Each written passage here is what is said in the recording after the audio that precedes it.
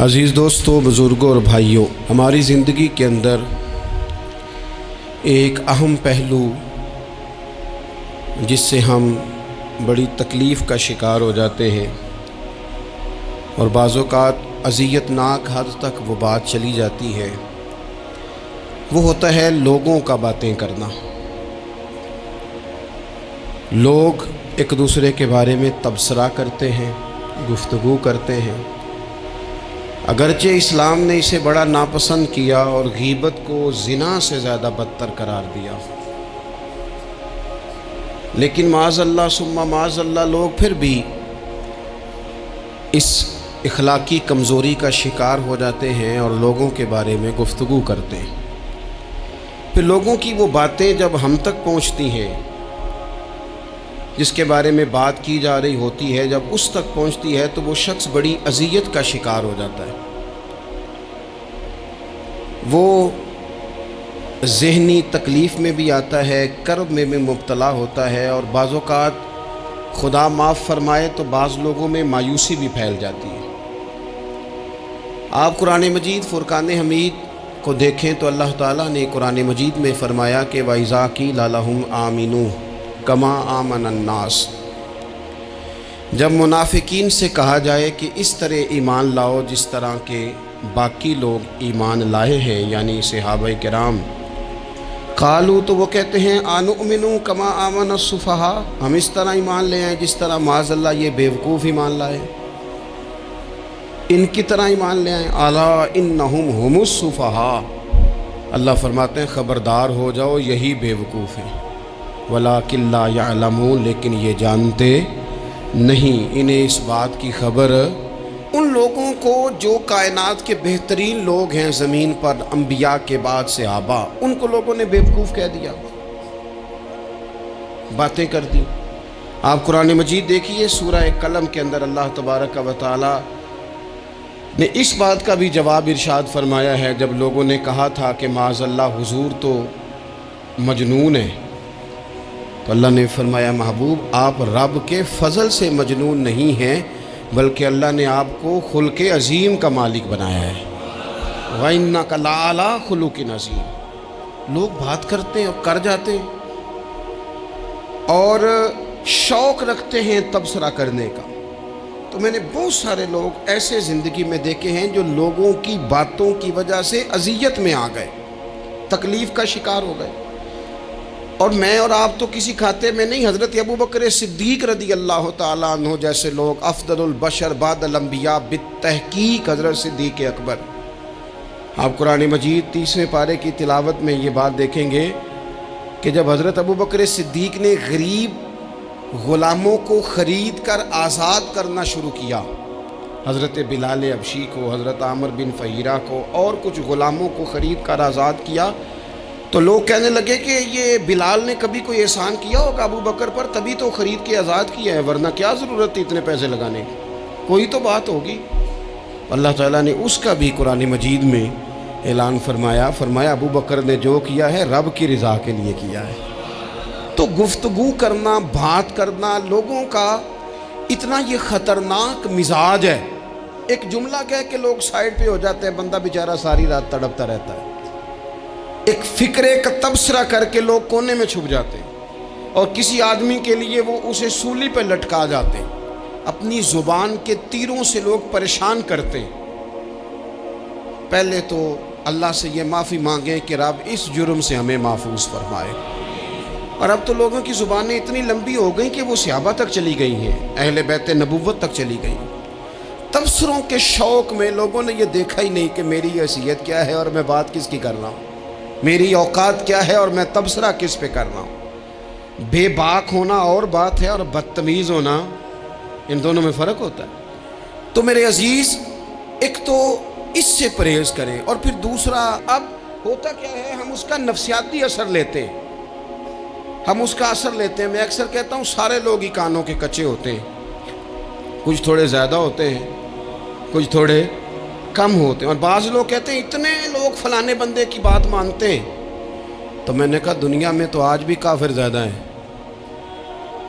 کافر زیادہ ہیں، شیطان کے پیروکار آج بھی تو زیادہ ہونا کوئی حق کی دلیل ہے ہمیشہ؟ یہ کیا بات ہوئی کہ فلانے کی اتنے لوگ بات مانتے ہیں؟ یہاں تو میں نے یہ دیکھا ہے اس معاشرے میں کہ جھوٹے سے جھوٹا آدمی، اس کے بھی فالوور ہوتے ہیں، دغے باز سے دغے باز بندہ، اس کے بھی گویوں کے فالوور، اداکاروں کے فالوور، فلانے کے فالوور۔ اس کا یہ تو بھئی انسان کا مزاج ہے، ہر بندہ کانوں کا کچا ہے، کوئی تھوڑا زیادہ کچا ہے، کوئی تھوڑا کم کچا ہے، تو باتیں تو ہوگی، لوگ منہ میں زبان رکھتے ہیں تو گفتگو تو کریں گے۔ اب یہ اثر لینے والے پہ ہے کہ وہ اس کا اثر کس طرح کا لیتا ہے۔ ہمارے ہاں بڑے بڑے سمجھدار لوگ نفسیاتی ہو جاتے ہیں، بڑی بڑی سمجھدار خواتین نفسیاتی ہو جاتی ہیں، میری ساس باتیں کرتی ہے، میری نند باتیں کرتی ہے، مجھے فلانا باتیں کرتا ہے، مجھے فلانا۔ بھائی باتیں، جس کے منہ میں زبان ہے اس نے بات تو کرنی ہے۔ اب آپ نے کیوں یہ دعویٰ کر لیا ہے کہ آپ اتنے اونچے چلے جائیں کہ آپ کو بات ہی کوئی نہ کرے؟ کیا حرج ہے اس میں؟ اگر کوئی آپ کو بات کر دے تو کیا ہیں ہم؟ کسی نے کر لی تو پھر کیا ہوا؟ اس کا اتنا اثر قبول کرنا کہ ساری رات سونا ہی نہ، پریشان ہو جانا۔ اور بعض لوگ ایسے ہیں جنہیں اتنی باتیں نہیں ہوتی جتنی انہیں ٹینشن ہوتی ہے، یعنی وہ دو بندے کونے میں کھڑے ہیں تو میری ہی بات کر رہے ہیں، اور بھائی تو اتنا اہم نہیں ہے، انہیں کوئی اور کام بھی ہو سکتا ہے، تیری بات ہی انہوں نے کرنی۔ بلا وجہ لوگ سمجھتے ہیں کہ میں بڑا اہم آدمی ہوں، وہاں بھی مجھ پہ تبصرہ ہو رہا ہے، یہاں بھی ہو رہا ہے۔ اس پہلو سے باہر آئیں، اس کمپلیکس سے نکل آئیں۔ ابن حزم کہتے ہیں کہ مصر میں ایک تاجر بڑا کامیاب ہو گیا تھا، بڑا کامیاب تاجر ہو گیا۔ تو زندگی میں جتنے لوگ بھی کامیاب ہوتے ہیں ان سے حسد ہوتا ہے، اس سے بھی اس کے ارد گرد کے لوگوں نے حسد شروع کیا۔ اب تاجروں نے پلاننگ کی کہ اسے خراب کیسے کرنا ہے۔ وہ ایک دن اپنے گھر سے نکلا، سفید کرتا سفید پگڑی باندھ کے باہر۔ اب 5-6 لوگوں نے پہلے سے منصوبہ بندی کی ہوئی تھی۔ ایک صاحب اسے ملے، کہنے لگے ماشاءاللہ آج تو سفید کرتے پر سبز امامہ، سبز پگڑی بڑی ہی اچھی لگ رہی ہے۔ تو وہ ہنس کے کہنے لگا لگتا ہے آپ سو کے اٹھ کے آئے ہیں، پگڑی تو میری سفید ہے۔ اس نے کہا چلو پگڑی تو سبز ہی ہے، باقی آپ نہیں مانتے تو آپ کی مرضی۔ وہ آگے بڑھا، تو اب چونکہ پلاننگ تھی تو ایک شخص اور ملا، اس نے کہا کیا بات ہے، سفید کرتے پر آپ کا پیلے رنگ کا امامہ کیا جچتا ہے۔ اس نے کہا یار کو خدا کا خوف کر، ہنس کے کہا کیا ہو گیا، تیری اینک کا نمبر تو نہیں تبدیل ہونے والا ہوا؟ اور بھائی میں نے تو سفید کرتا اور سفید ہی امامہ باندھا ہے۔ اب 2-3 لوگوں کی دفعہ تو وہ مسکرایا، لیکن وہ ڈھیر سارے لوگوں نے منصوبہ بندی کی تھی۔ وہ جب چوتھے کے پاس گیا تو اس نے بھی کہا کہ کیا بات ہے سفید کرتے پر پیلے رنگ کے امامے کی۔ اس نے کہا پیلا کہاں ہے؟ اب وہ غصے ہونے لگا۔ اب وہ چھٹے کے پاس گیا تو اس نے کہا جناب کیا بات ہے سفید کرتا اور کالا امامہ۔ اب وہ غصے میں اتنا باولا ہوا کہ پہلے ہنسا پھر رویا، پھر اسے سمجھ نہ آئی کہ دکان کا تالا کس چابی سے میں نے کھولنا ہے۔ بس وہ شام ہوئی تو اس بیچارے کو بچوں نے روڑے مارنے شروع کر دیے۔ وہ اتنی تکلیف میں آ گیا کہ لوگ اسے پاگل کہنے لگے۔ کیوں؟ اس لیے کہ لوگ منصوبہ بند، افواہ تھی نا کہ میری طبیعت خراب ہے، تو لوگوں نے حال پوچھ پوچھ کر بیمار کر دیا۔ لوگوں کی باتیں، لوگوں کے تبصرے، لوگوں کے کومنٹس۔ بولے امام شافعی، امام شافعی فرمانے لگے لوگوں کی باتیں پتھروں کی طرح ہوتی ہیں، یہ روڑوں کی طرح ہوتی ہیں، اگر انہیں کمر کے اوپر رکھ لو گے نا تو یہ تمہاری کمر توڑ دیں گی، اور اگر تم ان کو اپنے پیروں کے نیچے رکھ لو گے تو تمہارا قد اونچا ہو جائے گا۔ بس دنیا میں وہ لوگ پریشان ہوتے ہیں جو لوگوں کی باتوں کو کندھوں پر سوار کر لیتے، جو پیروں کے نیچے رکھے، جو پاؤں کے نیچے رکھے ان کا قد۔ وہ پرانے زمانے میں نا عارف رومی رحمۃ اللہ علیہ فرماتے ہیں کہ ایک بیل گائے گر گئی تھی کنویں کے اندر، تو اب وہ لوگ اس کو نکال تو نہیں سکتے تھے، تو انہوں نے اس طرح کیا کہ مٹی ڈالنی شروع کر دی کہ اب بدبو آئے گی، پریشانی ہوگی، تو اس کو بند کر دیتے ہیں اندر ہی کنویں کو، کنواں نئی جگہ پہ کھود لیتے ہیں۔ انہوں نے جب اس کے اندر مٹی ڈالی نا تو وہ گائیں جو تھی وہ مٹی جھاڑ کے تو مٹی کے اوپر آ گئی، انہوں نے پھر مٹی ڈالی تو وہ تھوڑی اور اوپر آ گئی، اور مٹی ڈالی تو اور وہ مٹی ڈالتے گئے اور گائیں وہاں سے کنویں سے باہر آ گئی۔ لوگوں نے دفن کرنا چاہا، وہ باہر نکل آئی۔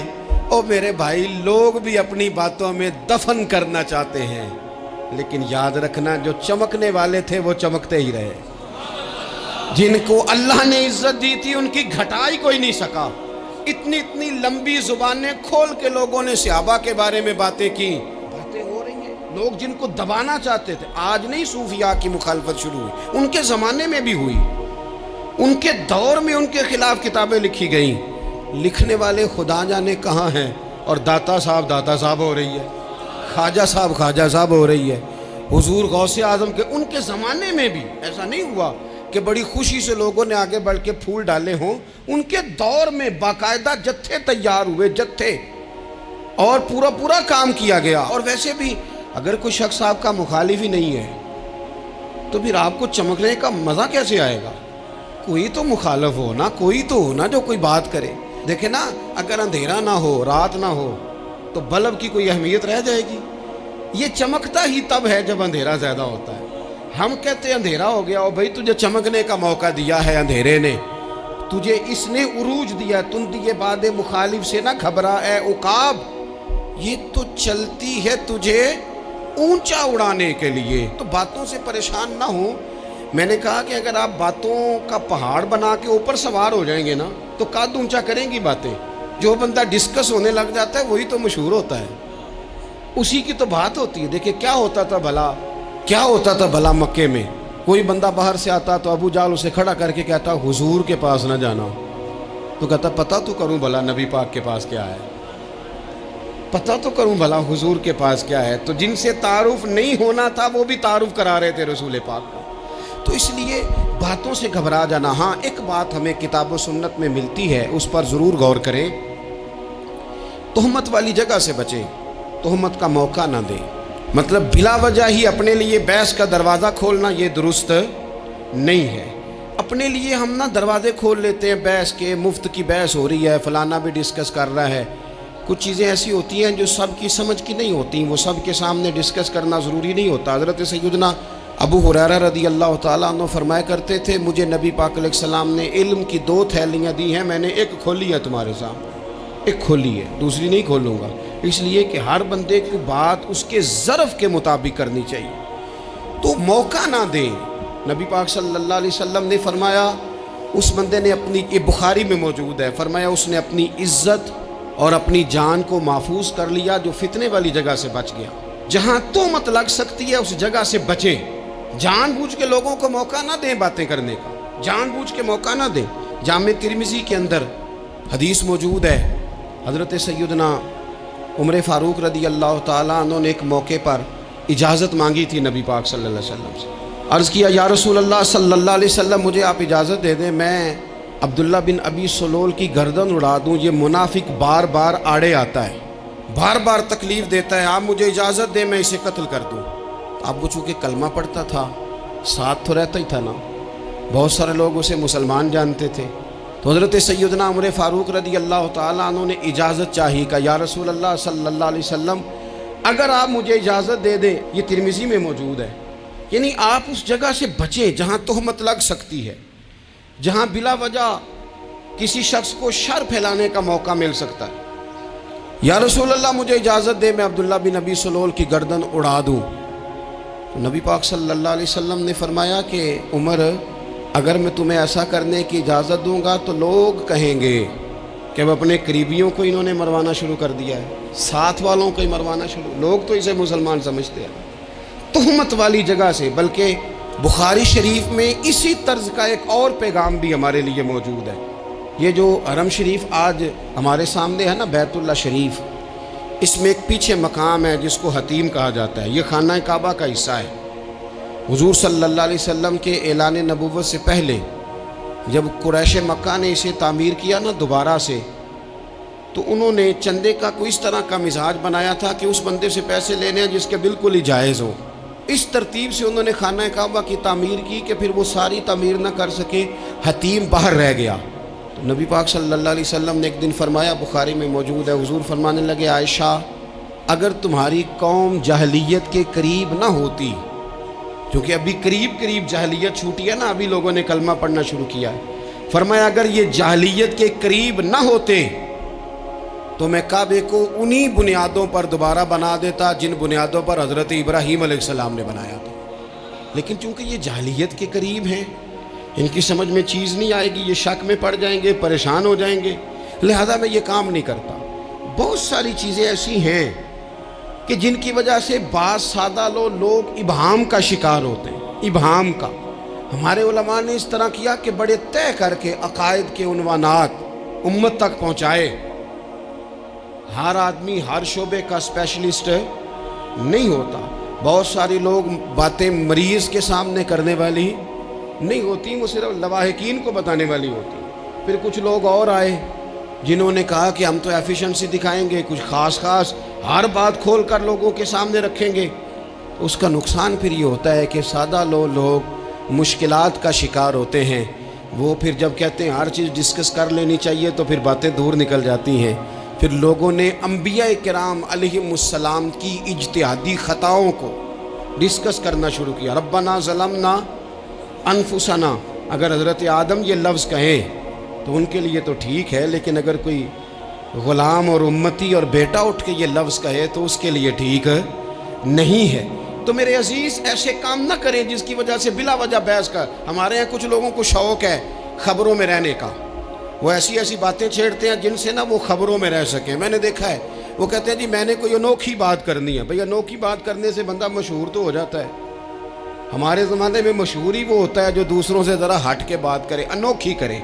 وہ ہمارے لطیفہ لکھا ہے نا، ایک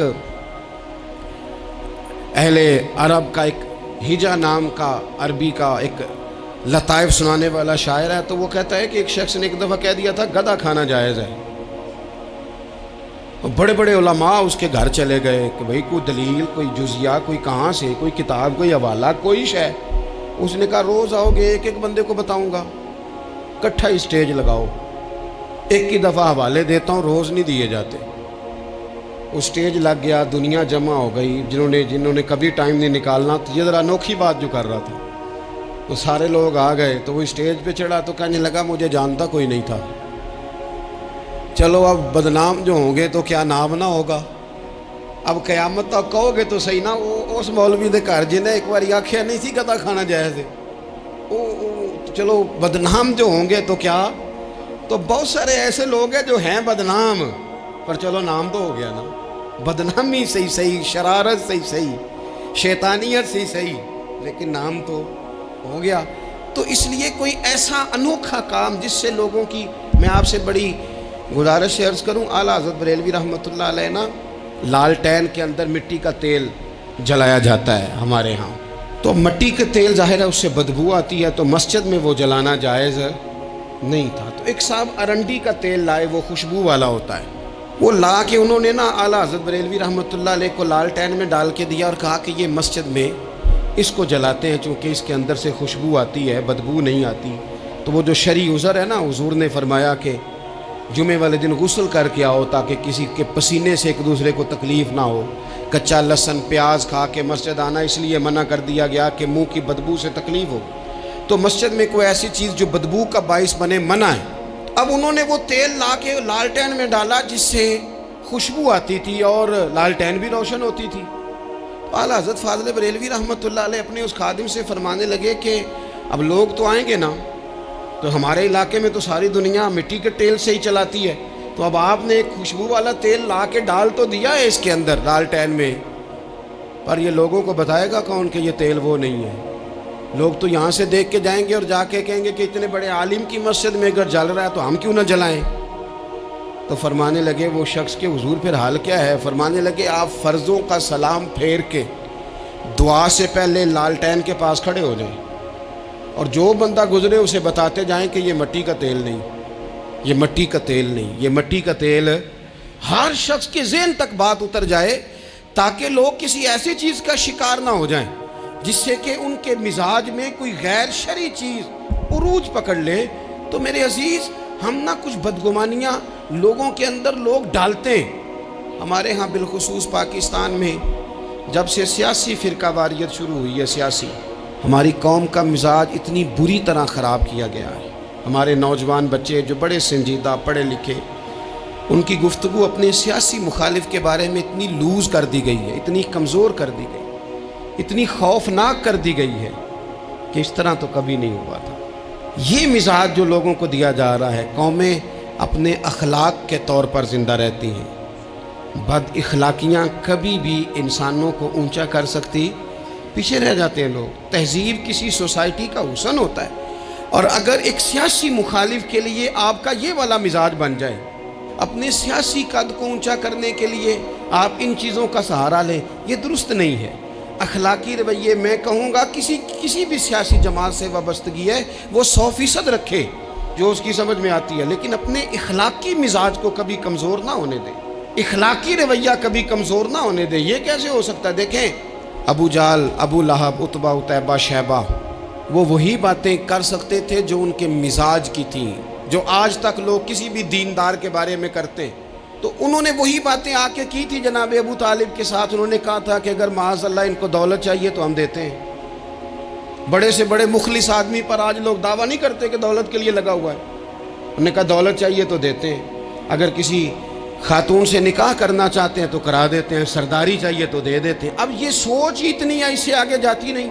وہ معاذ اللہ حضور کے بارے میں اور بھی باتیں کرتے، یہ شاعر ہیں، یہ جادوگر ہیں، یہ فلاں ہیں، لیکن میرے نبی پاک علیہ الصلوۃ والسلام نے کبھی بھی ان کی ذاتی زندگی کو ڈسکس نہیں کیا، کبھی نہیں کیا۔ ابو جہل شراب پیتا تھا، لیکن حضور نے کبھی سوسائٹی میں یہ بات لوگوں کے سامنے بیان نہیں کی۔ وہ لوگوں کے پیسے دبا لیتا تھا، کئی جگہوں پہ حضور نے پیسے نکلوا کے دیے، لیکن جگہ جگہ گلی گلی کھڑے ہو کے حضور نے یہ نہیں فرمایا کہ یہ اس طرح کا ہے۔ آپ اپنے مخالفین کے بارے میں ضرور کلیم کریں، ثبوت کے ساتھ ضرور بات کریں، یہ ضروری ہے، لیکن آپ کا رویہ اتنا گھرا ہوا نہیں ہونا چاہیے کہ لوگ سمجھیں کہ یہ قوم تو اخلاق سے ہٹ گئی ہے۔ آپ اختلاف کریں، لیکن اختلاف کے بھی آداب ہوتے ہیں، اس ادب کے دائرے کے اندر رہ کے۔ صحابہ کے بیچ بھی رائے کا اختلاف ہو جاتا تھا، ہو جاتا ہے، ہو جایا کرتا ہے، حضور اس اختلاف کو قبول کرتے، بھئی ہو جاتا ہے رائے کا اختلاف اپنوں میں، لیکن اس کے اندر انسان توہین پہ اتر آئے، اس کا لہجہ اس طرح کا ہو جائے جس طرح کی بازاری گفتگو کی جاتی ہے، تو محسوس ہوتا ہے کہ یہ تربیت کا فقدان ہے، یہ لہجے باوقار لوگوں کے نہیں ہوا کرتے۔ لہجے کو کبھی برا نہ ہونے دیں، انداز کو۔ لوگ آپ کو چھیڑیں گے، اپنی جگہ پہ کھینچ کے لانے کی کوشش کریں گے، بڑا کچھ لوگ کریں گے، لیکن آپ اپنی جگہ سے آپ تبدیل نہیں ہوں گے۔ آپ کہیں گے یار میرا ایک معیار ہے، میری ایک حیثیت ہے، میں اپنی حیثیت چھوڑ سکتا؟ میں اپنی حیثیت نہیں چھوڑ سکتا۔ ہر بندے کو آپ ڈسکس کریں گے، تو تہمت والی جگہ سے ضرور بچیں، بدگمانی سے ضرور بچیں، لیکن ہر شخص کو اس کے معیار کے مطابق اتر کا جواب دینا یہ باوقار لوگوں کا سٹیٹس نہیں ہوتا۔ وہ کہتے ہیں جا بات کر، جا کے تو کون ہوتا ہے تیری بات کرے، اب ہم ہر شخص کے منہ لگے، یہ کیسے ہو سکتا ہے؟ نبی پاک صلی اللہ علیہ وسلم گزر رہے تھے، صحیح بخاری میں موجود ہے، آپ کی اہلیہ حضرت صفیہ رضی اللہ تعالیٰ عنہ آپ کے ساتھ تھیں، رات کا وقت تھا، حضور گزر رہے تھے، تو صحابہ کچھ کھڑے تھے، تو حضور نے ایک کو بلا کے کہا کہ یہ میری بیوی ہے، صفیہ ہیں۔ عرض کرنے لگے حضور مجھے میری ماں روئے، میں کوئی آپ کے بارے میں بدگمانی کرتا؟ تو حضور نے جواب میں کیا کہا؟ محبوب فرمانے لگے جس طرح رگوں میں خون گردش کرتا ہے نا، شیطان بھی اسی طرح ہی گردش کرتا ہے۔ گویا حضور بتا رہے ہیں کسی وقت بھی بدگمانی پیدا کر دیتا۔ میں تمہیں بتا رہا ہوں کہ اپنی اہلیہ کے ساتھ جا رہا ہوں، میری بیوی ہے۔ کوشش کریں کہ آپ اس جگہ سے بچیں جہاں باتیں ہو رہی ہوں۔ اور اس پہلو پہ تیسری گزارش اس عنوان پر یہ ہے کہ اگر کسی کے بارے میں باتیں ہو رہی ہوں تو فٹافٹ اس کا حصہ بننے کی کوشش نہ کریں، بلکہ آپ کے پاس جب تک کوئی شرعی ثبوت نہیں ہے تب تک آپ اس بات کا حصہ نہ بنیں۔ ہمارے ہاں بات ہو رہی ہوتی ہے تو دو چار بندے دوڑ کے نا اپنا بھی حصہ ڈالتے ہیں، بلکہ میں بڑی ذمہ داری سے یہ بات عرض کروں گا، بات لمبی ہوتی تب ہے جب کوئی بندہ درمیان میں کہہ دیتا ہے نا نہیں تجھے تو تھوڑا پتہ ہے، تھوڑا میں بھی کرتا ہوں۔ وہ کئی دفعہ وعدہ معاف گواہ بن جاتا ہے، جا کے دوسروں کو خبر کرتا ہے اس نے یہ کہا ہے، حالانکہ بندہ اس سے پوچھے کہ اگر انہوں نے کہا تھا تو اتنا سجن تھا تو وہاں جواب دے کے کیوں نہیں آیا؟ تجھے چاہیے تھا وہیں جواب دیتا، وہیں جا کے جواب دے دیتا۔ ایک بزرگ کی خدمت میں ایک دفعہ حاضر تھا، ایک بڑے عالم تھے، تو ان کے پاس آ کے ایک شخص نے کہا کہ فلاں آدمی آپ کے بارے میں یہ بات کر رہا تھا، تو وہ ہنس پڑے، فرمانے لگے پھر آپ کہاں تھے؟ کہنے لگے میں وہیں تھا۔ فرمانے لگے میرا اور آپ کا رشتہ کس طرح کا ہے؟ کہنے لگا جی میں تو شاگرد ہوں، ارادت مند ہوں۔ تو فرمانے لگے پھر آپ میرے پاس سوال لے کے آ گئے ہیں، آپ نے وہاں جواب کوئی نہیں دیا۔ فرمانے لگے اب تو میرے سامنے بیٹھ، پہلے اس سوال کا جواب میں تجھے دوں، पहले तुझे कायल करूं, अगर तू कायल होता ना तो फिर तू ये बात लेके मेरे पास ना आता, फिर तू वहां तू क्लियर कर आता। तेरे अंदर कजी है, तू बात का हिस्सा बना है, और मेरे नजदीक उससे बड़ा तू मुजरम है कि तूने बात को सुना है। वो तो कोई है और तू तो अपना था, तूने अपना होके ये बातें सुनी, तूने हाँ की, तू वहां बैठा रहा, तू अपना था। और हुजूर ने फरमाया मोहब्बत तो बंदे को अंधा बहरा और गूंगा कर देती है। जो किसे दा आशिक होवे उते गल उसे दी करदा है, 100 मकर बहाने करके ओदे ही मरने मरदा है। तूने सुन कैसे ली, तेरे कानों ने गवारा किया। पहले तो तू मुतमईन हो ना, तू अगर मुतमईन होता तो तू बात आगे वहीं जवाब दे के आता। जब तू ही गैर मुतमईन है तो मैं किसी और को क्या जवाब दूं। तो मदद करें अपने भाई की इस मामले में कि अगर आप क्लियर हैं तो फिर आप उसे वहीं क्लियर करें, कहें यार मेरी बात सुन, यहाँ तक तो बात ठीक है, इस बात का मैं गवाह हूँ, ये हो सकती नहीं। और नबी पाक का ये तरीका है। मुस्नद इमाम अहमद बिन हंबल में हदीस मौजूद है, हज़रत अब्दुल्ला इब्न मसूद रदी अल्लाह ताला अन्हु, कमाल आदमी हज़रत अब्दुल्ला इब्न मसूद, हुजूर ने फरमाया अब्दुल्ला इब्न मसूद से कुरान सीखा करो, ये उसी तरह पढ़ते हैं जिस तरह मेरे ऊपर नाजिल हुआ था। हज़रत अब्दुल्ला इब्न मसूद को नबी पाक अलैहिस्सलाम ने फरमाया दरख्त पे चढ़ के ज़रा मेरे लिए मिसवाक तो उतार दो। हज़रत अब्दुल्ला इब्न मसूद की पिंडलियाँ पतली पतली थी, टांगे पतली थी, वो दरख्त पे चढ़े, हवा चली तो कपड़ा थोड़ा हट गया, तो बाज़ लोग उनकी पतली पिंडलियों का मजाक उड़ाने लगे। माज़अल्लाह, देखो कैसी बारीक बारीक पिंडलियाँ हैं, क्या अंदाज़ है। अब हुजूर बैठे हैं ना, तो उन्होंने जो बात की थी वो बात भी दुरुस्त थी, पिंडलियाँ वाकई पतली थी, और कोई भी उस अंदाज में देखता तो शायद मुस्कुराता। जब उन्होंने कहा ना देखो पतली पिंडलियाँ, तो हुजूर ने हमारे लिए तरीका क्या छोड़ा, हमारे लिए सीरत क्या छोड़ी। हुजूर सैयद आलम फौरन इरशाद फरमाने लगे, नबी पाक फरमाने लगे चुप करो, तुम मेरे अब्दुल्ला की पिंडलियों को पतला पतला कह रहे हो ना, कयामत के दिन जब मेज़ान लगेगा और इन पिंडलियों का तुम्हें वजन पता चलेगा, फिर पता चलेगा मेरे अब्दुल्ला की शान क्या है। ये बड़ी वजनी पिंडलियां होंगी, जब इनका मेज़ान पर वजन तुले तो आप दिफा करें। नबी पाक सल्लल्लाहु अलैहि वसल्लम ने फरमाया अगर किसी जगह तेरे भाई की इज्जत पर हमला हो रहा था और तू बचाने पर कादिर था और तूने उसकी इज्जत से उस शर को रोक दिया, कहा नहीं यार ऐसी बात नहीं है, तुम गलत कह रहे हो। फरमाया अगर तुम किसी की इज्जत का दिफा करोगे तो फरमाया जहाँ तुम्हारी इज्जत ख़राब की जा रही होगी, रब वहाँ तुम्हारी इज्जत का दिफा फरमाएगा, अल्लाह तुम्हारी इज्जत का मुहाफिज बन जाएगा। लेकिन हम क्या करते हैं, हम लोग बातें कर रहे होते हैं तो हम उन बातों में एक बात और शामिल करते हैं, हम उन बातों में एक बात और शामिल कर लेते हैं और अंदाज इख्तियार कर लेते हैं, और जो आपके हक़ में है उसने मुखालिफ नहीं होना, और जो मुखालिफ है उसने कभी हक़ में छोड़ें। आप किसको कायल कर रहे हैं, जिसकी समझ में आती है वो कबूल करे, नहीं आती तो दरवाज़ा खुला है, कहीं और तशरीफ़ ले जाए। हमारा ये मिजाज बन गया कि बिला वजह की वजाहतें भी बंदे को कमज़ोर करती हैं, बिला वजह हम कमज़ोर पड़ जाते हैं। थोड़े बेनियाज हो जाए, छोड़ें, कुछ बेनियाज बने, तबीयत कोई बेनियाज, हम ना बेनियाज नहीं होते, हर बात को सोचते हैं, हर बात की वो जी वो फलाने ने पता क्या कहा है, तो बड़ी माजरत से बिलखुसूस ख़वातीन का मसला होता है, वो कहते हैं पूरी दसो, नहीं दसो ने आख्या की भाई आपने क्या करना है, उसके लिए फांसी का हुक्म लगाना है, आपने छोड़ दें, बात हो गई, ख़त्म हो गई।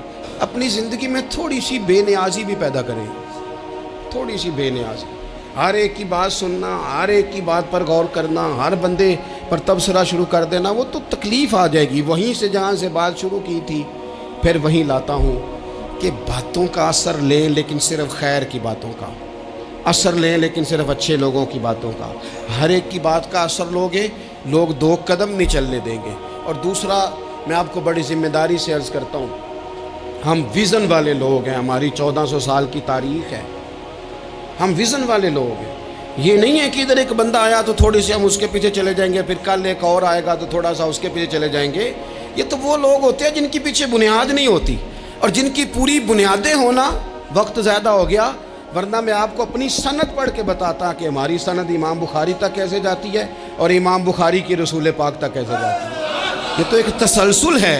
तो इसलिए बड़ी जल्दी आजमाइश का शिकार ना हुआ करें। बातें किस लिए, जो बंदा वेला है उसने भी 4 बातें, तो हर बात का असर न लें। बिलखुसूस जवानों से कहता हूँ, टारगेट अचीव करने के लिए सबसे पहले तो मकासद का तायुन करें, जाना किधर, और फिर उस पर लग पड़े।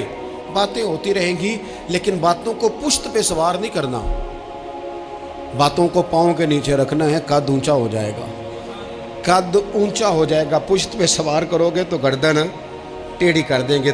آپ بس بڑھتے جائیں۔ گھوڑا جب دوڑتا ہے نا، دوڑتا ہے تو اس کے پیروں کو جھاڑیاں لگتی ہیں، لیکن اگر دوڑتا رہے تو کوئی جھاڑی کہیں رہ جاتی ہے، کوئی کہیں رہ جاتی ہے۔